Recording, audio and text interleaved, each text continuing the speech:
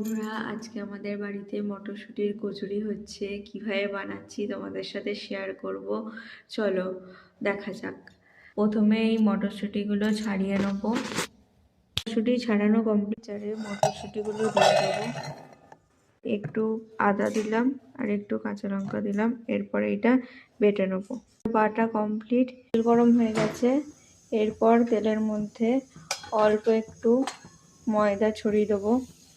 সেই পেস্টটা এতে দিয়ে দেবো। এটা ভালো করে এই যে মিক্স করে করে নিতে হবে।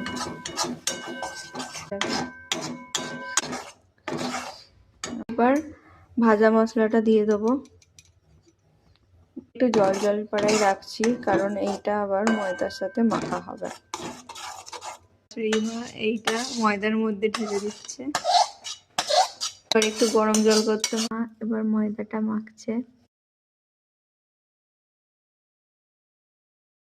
একটু সাদা তেল দেওয়া হচ্ছে। তারপরে এটা ভালো করে ময়দা মাখা প্রায় ময়দা মাখা কমপ্লিট। রিমা এই যে গোল করে দিচ্ছে।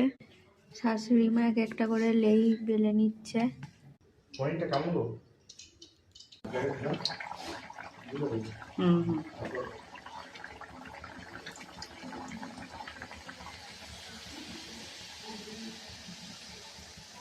দেখো লুচি কচুরিটা কি সুন্দর ফুলেছে, শাশুড়ির মতো।